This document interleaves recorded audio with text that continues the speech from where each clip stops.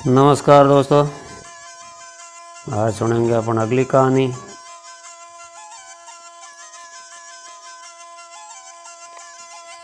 सिंहासन बत्तीसी में भाग नंबर 11।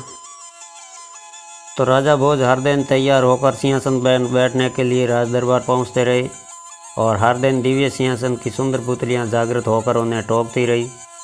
हर पुतली उन्हें राजा विक्रमादित्य के त्याग और शौर्य की अतुल्य गाथा सुनाकर सिंहासन पर बैठने से रोक देती। अब तक आप 10 पुतलियों द्वारा सुनाई गई कथा पढ़ चुके हैं। आइए आज पढ़ते हैं 11वीं पुतली त्रिलोचना की कथा।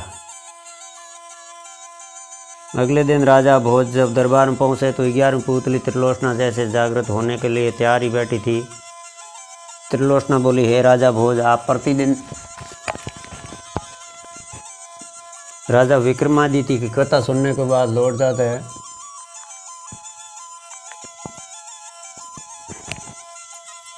फिर भी आपने हिम्मत अब तक नहीं हारी है। तो राजा भोज का अभिमान अब कम हो चला था। वे विनम्रता पूर्वक बोले कि हे सुंदरी, आप हमें राजा विक्रमादित्य की कौन सी कथा सुनाने वाली है, कृपया बताइए। हमारे साथ साथ नगर की प्रजा भी अपने पूर्व राजा की वीरता और त्याग के परिचित होना चाहती है। तो त्रिलोचना ने मुस्कुरा कर कथा आरंभ की कि हे राजन, राजा विक्रमादित्य बहुत बड़े प्रजापालक थे। उन्हें हमेशा अपनी प्रजा की सुख समृद्धि की ही चिंता सताती रहती थी। एक बार उन्होंने एक महायज्ञ करने की ठानी। असंख्य राजा, महाराजाओं, पंडितों और ऋषियों को आमंत्रित किया। यहाँ तक कि देवताओं को भी उन्होंने नहीं छोड़ा, उनको भी आमंत्रण किया। पवन देवताओं को उन्होंने खुद निमंत्रण देने का मन बनाया तथा समुद्र देवता को आमंत्रित करने का काम एक योगी ब्राह्मण को सौंपा। दोनों अपने अपने काम से विदा हुए।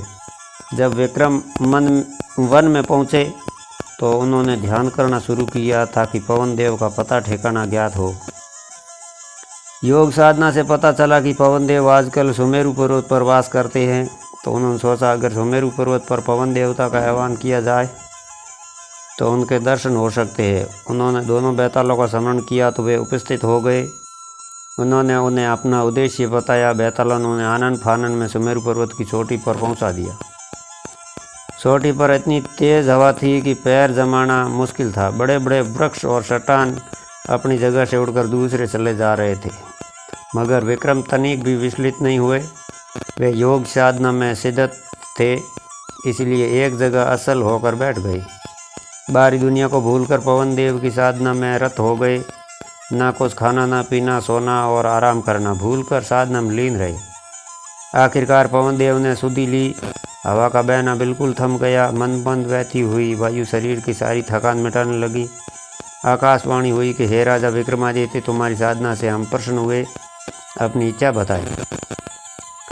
तो विक्रम बोले कि अगले ही क्षण सामान्य अवस्था में आ गए और हाथ जोड़कर बोले कि वे अपने द्वारा किए जा रहे महायज्ञ में पवन देव की उपस्थिति चाहते हैं। पवन देव के पधारने से उनकी यज्ञ की शोभा बढ़ेगी। ये बात विक्रम ने इतना भावुक होकर कही कि पवन देव हंस पड़े। उन्होंने जवाब दिया कि सशरीर यज्ञ में उनकी उपस्थिति असंभव है। वे अगर सशरीर गए तो विक्रम के राज्य में भयंकर आंधी तूफान आ जाएगा। सारे लहलाते खेत, पेड़ पौधे, महल और झोंपड़ियाँ सब की सब उड़ जाएगी।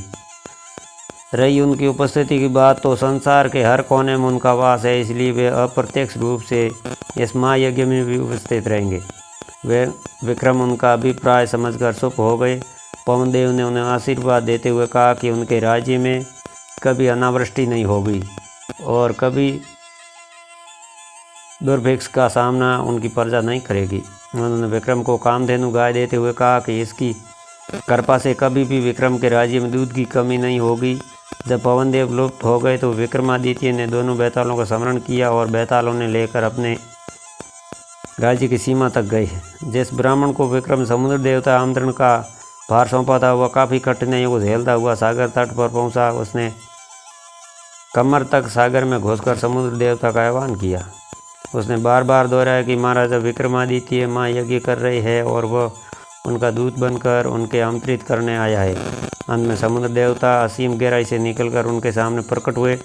उन्होंने ब्राह्मण से कहा कि उन्हें उस महायज्ञ के बारे में पवन देवता ने सब कुछ बता दिया है। वे पवन देव की तरह ही विक्रमादित्य के आमंत्रण का स्वागत तो करते हैं, लेकिन सशरीर वह सम्मिलित नहीं हो सकते। ब्राह्मण ने समुद्र देवता से अपना आशय स्पष्ट करने का सादर निवेदन किया तो वे बोले कि अगर वे यज्ञ में सम्मिलित होने गए तो उनके साथ अथाह जल भी जाएगा और उनके रास्ते में पड़ने वाली हर चीज़ डूब जाएगी। चारों ओर पड़ले ही स्थिति पैदा हो जाएगी, सब कुछ नष्ट हो गया।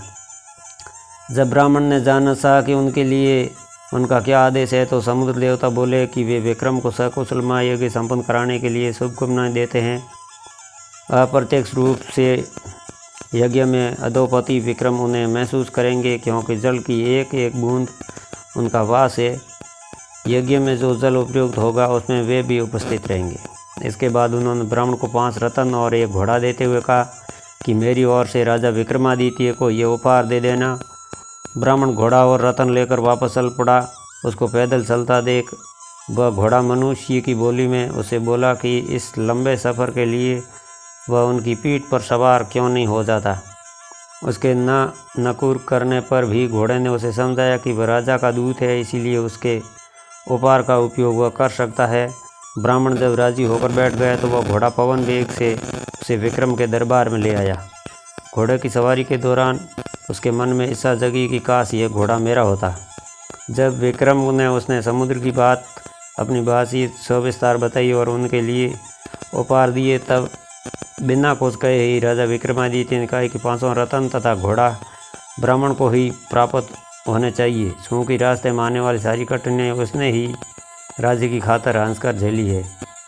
उसकी बात समुद्र देवता तक पहुंचाने के लिए उसे कठिन साधना की। ब्राह्मण रत्न और घोड़ा पाकर अति प्रसन्न हुआ।